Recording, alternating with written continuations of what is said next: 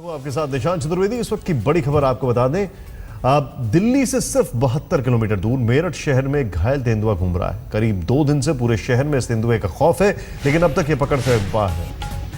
पहले कल इसने अस्पताल में कई लोगों को घायल किया। आज इसकी एक तस्वीर सामने आई है जिसमें इसने कल एक निर्माणाधीन इमारत में कुछ लोगों पर हमला कर दिया। इसे पकड़ने में वन विभाग के साथ सेना और पुलिस भी जुटी है, लेकिन अभी तक इसका पता नहीं चला है। चिंता की बात यह है कि ये चोटिल है और घायल हालत में ये डर की वजह से कई लोगों पर लगातार हमले कर रहा है।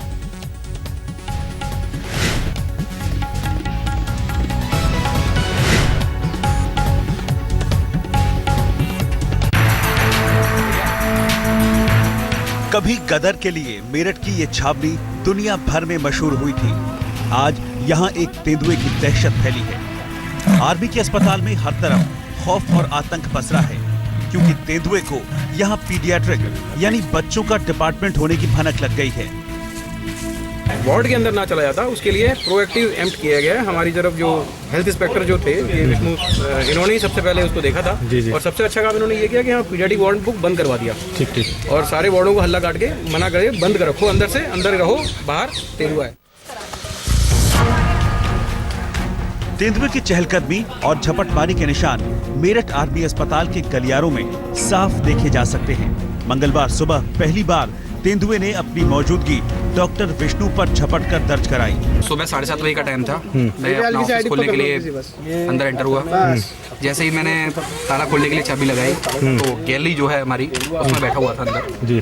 तो चाबी की आवाज़ से उसे थोड़ा सा फील हुआ, जो भी है उसने रोर किया काफ़ी तगड़े से।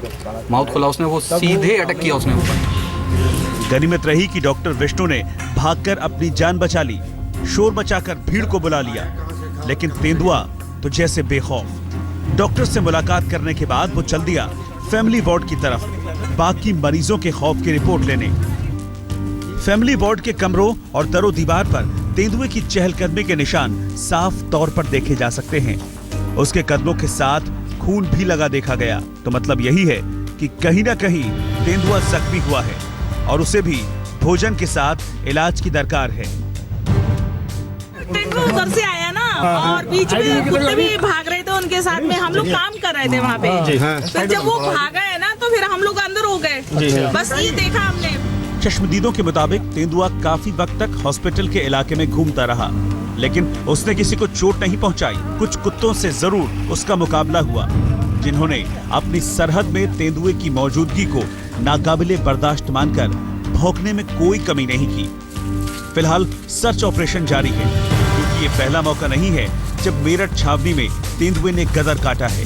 करीब 1.5 साल पहले भी एक तेंदुआ छावनी में घुस आया था और उसने कई लोगों को गंभीर रूप से जख्म देकर बता दिया था कि जंगलों में शिकार आसानी से नहीं मिल रहे हैं, तो इंसानी बस्तियों में झपटमारी करने के सिवाय अब कोई रास्ता नहीं बचा है।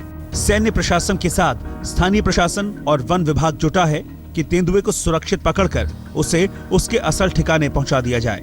लेकिन अब सवाल ज्यादा यही बड़ा है कि आखिर तेंदुए का क्या ठिकाना, कि फिर इंसानी बस्तियों को ही ठिकाना मानकर भोजन की तलाश शुरू कर दें, जैसे कि इस बार हुआ है। क्या गारंटी है कि तेंदुआ फिर अगली बार खतरे का सबब नहीं बनेगा? उस्मान चौधरी, मेरठ, आज तक। इस पूरे मामले में अभी तक जो चीजें सामने आ रही हैं वो ये है कि तेंदुए को जिंदा पकड़ने का प्रयास हो रहा है और इसी के चलते इसमें इतनी देरी हो रही है। हट जाओ यार, ऐसे रिस्क मत लो।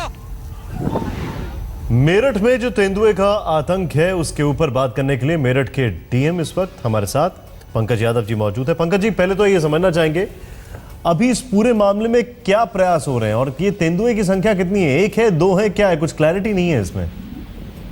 इसमें मैं बताना चाहूँगा कि एक तेंदुआ है, लगभग 2.5 वर्ष का है ये, और इसको चिन्हित किया गया है जो आर्मी क्षेत्र है हमारा, उसमें एक बेयर हाउस है पुराना अबंडेंट, उसमें वो बैठा हुआ है अभी। और जो वन विभाग की टीम है हमारी, एक्सपर्ट टीम, जो ट्रंकुलाइज उनको करना होता है, वो यहाँ पर मौके पर है। उनके द्वारा उसको चिन्हित कर लिया गया है और जो जाल और अन्य जो इनके उपकरण हैं वो यहाँ पर उनके द्वारा पहुँचाए गए हैं और पूरी जो विशेषज्ञ टीम है वो भी यहाँ पर मौजूद है। तो सबसे पहले इनको चुनौती ये है कि इसको जिंदा पकड़ना है और जिंदा पकड़ने के लिए उसको ट्रैंकुलाइज करना है। तो वो अभी प्रयास किए जा रहे हैं और कोशिश यही है कि उसको जल्दी से पकड़ लिया जाए। दो चीजें सामने आई थी, पहली तो ये कि बताया जा रहा था कि ये तेंदुआ घायल भी है, खून इसके पैर से गिरता हुआ देखा गया एक। दूसरी, ऐसी क्या वजह है कि 2 दिन हो गए और फिर भी इसको पकड़ा नहीं जा पाया?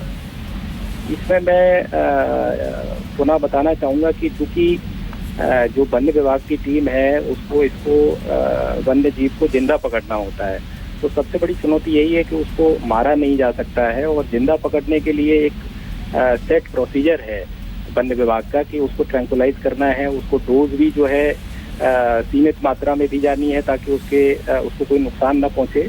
तो इस चुनौती के कारण कोशिश जो है हमारी उसमें समय लग रहा है, लेकिन आशा ये है कि आज जो है इसको पकड़ लिया जाएगा।